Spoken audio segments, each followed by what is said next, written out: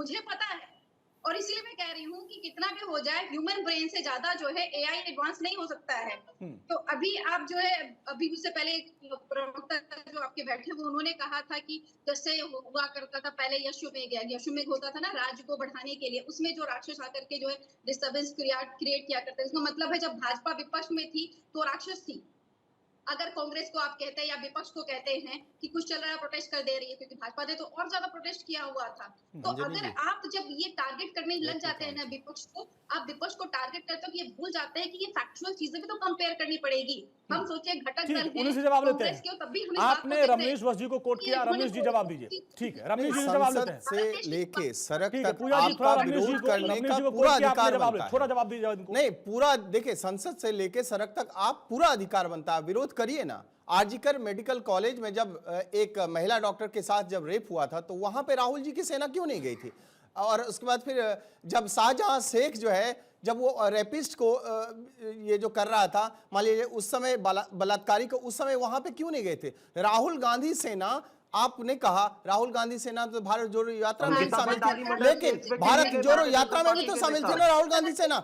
MP हार गए, राजस्थान हार गए, छत्तीसगढ़ हार गए, बिहार हार गए, झारखंड हार गए। आप झारखंड में हालांकि आपकी सरकार है, हरियाणा आप हार गए, लगातार चुनाव हारते जा रहे हैं। हताशा इतनी ज्यादा आपके ऊपर राहुल गांधी जी हावी है, आपकी पार्टी के ऊपर इतनी ज्यादा हावी है कि आप इस तरह की मानसिकता का विरोध करेंगे।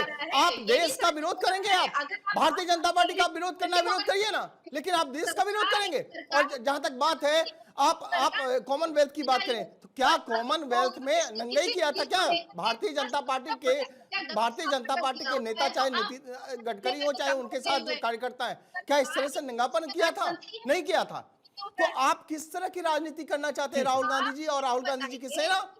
आप यहाँ पे टीवी पे बैठ करके कैसे डिफेंड कर सकते हैं? ठीक है जी, पूजा जी, कितना कितने निचले स्तर पे आप जा रहे हैं, इसके वजह से पूजा ज्यादा देखिए राजनीति आपकी किस तरह से दुमुल हो रही है। आप देखिए कहाँ हैं आप, कांग्रेस पार्टी, आप देखिए आपकी एक छोटी छोटी जो पार्टियां हैं वो आपको औकात दिखा रही है। महाराष्ट्र में आप देखिए क्या हालत हो गया, महाराष्ट्र में क्या हालत है। मैं इन्हीं की बात कर रहा हूँ, इन्हीं की बात कर रहा हूँ। क्या अखिलेश यादव जी 2027 में अपने साइकिल पे राहुल गांधी जी को बिठाएंगे? क्या नहीं बिठाएंगे?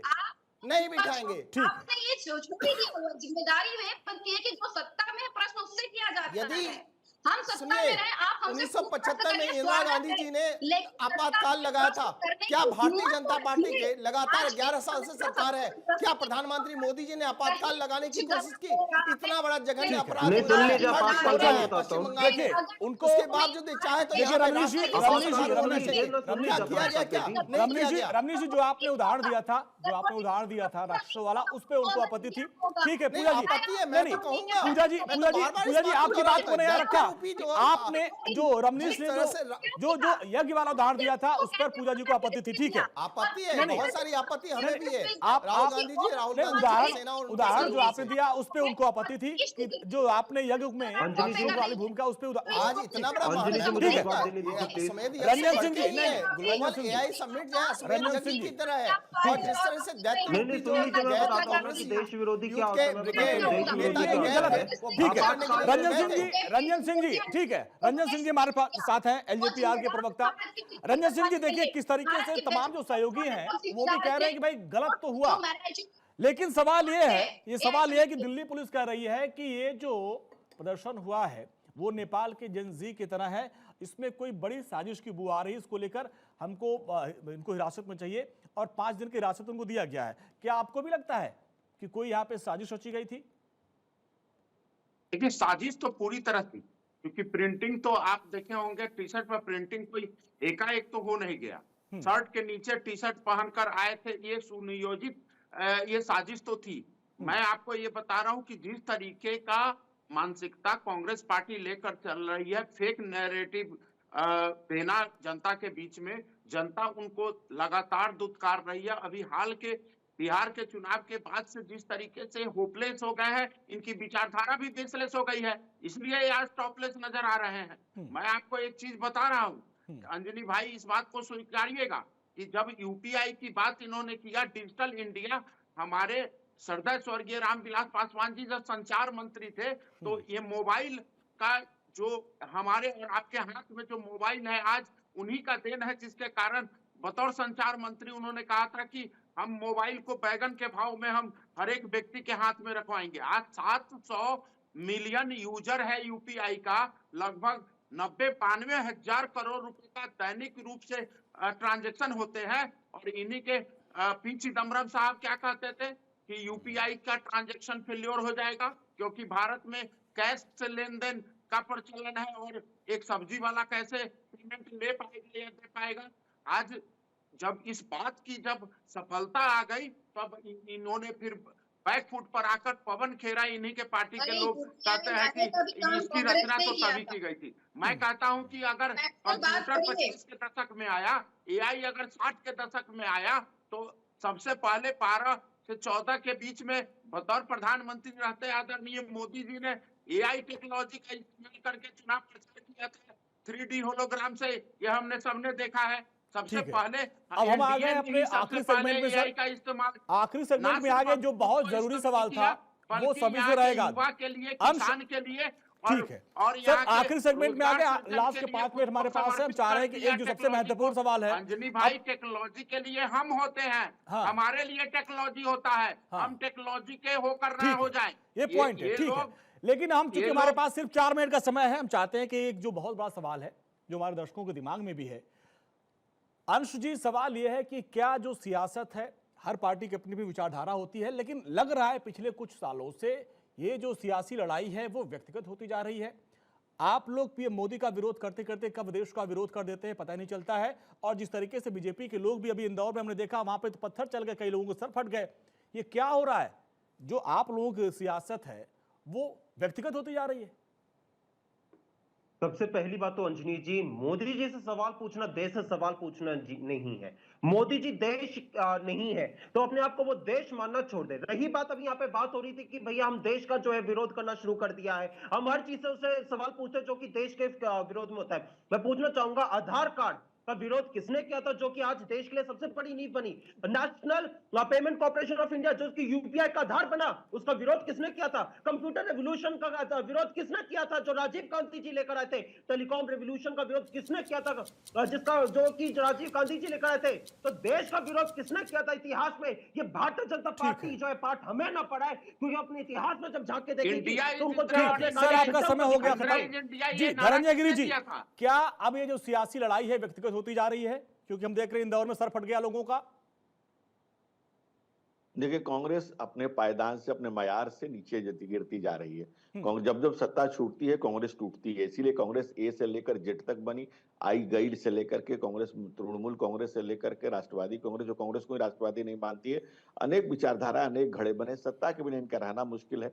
विरोध करिए, खुल के विरोध करिए, लेकिन मुद्दा आधारित कीजिए, स्थान, समय, नियत और तरीके को तय करिए कि क्या उचित है राष्ट्र के हित के लिए। हम हमेशा, अब सहमतियों का सम्मान ही तो लोकतंत्र है, और हम लंबे समय तक विपक्ष में रहे, इसलिए सहमतियों का सम्मान करना जानते हैं। लेकिन आप जिस ढंग से कर रहे हैं, जिस कुत्सित मानसिकता से कर रहे हैं, ये राष्ट्रद्रोह है, ये नाकाबिल बर्दाश्त है, ये बर्दाश्त नहीं किया जा सकता है।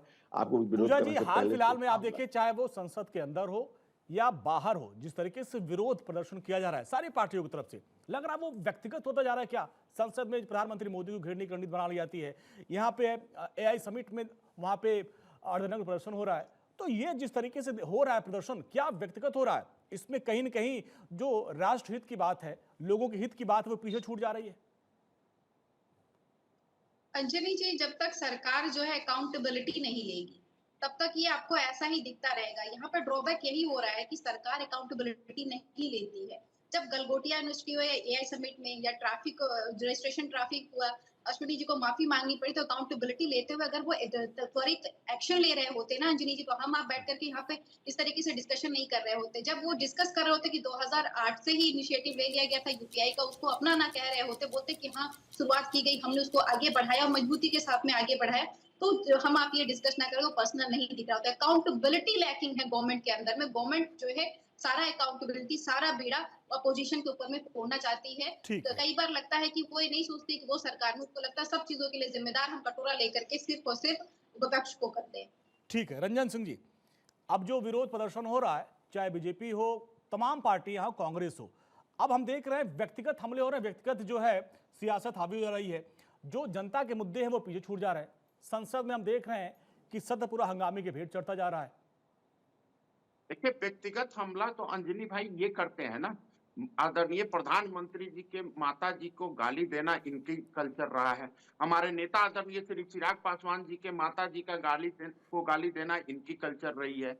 ये इंदिरा इज इंडिया और इंडिया इज इंदिरा, अभी कांग्रेस के प्रवक्ता मित्र हमारे कह रहे थे, एक व्यक्ति को रिप्रेजेंट करना भारतवर्ष को सबसे पहले इन्होंने ही सिखाया। देश के संवैधानिक संस्था के बारे में जाकर देश से लेकर विदेश तक ये खड़ा करते हैं। जब बोलते हैं ये यहाँ है, तालियां पाकिस्तान में बजती है, क्यों बजती है? तो इनसे जरा पूछना चाहिए कि विरोध 80 करोड़ युवाओं के मन में आक्रोश है जो जनमत के रूप में इनको मिलता रहता है। और क्या आपको भी लगता है कि विरोध करते करते, मोदी का विरोध करते करते देश का विरोध हो जाता है और लड़ाइयां ये जो है व्यक्तिगत होती जा रही हैं?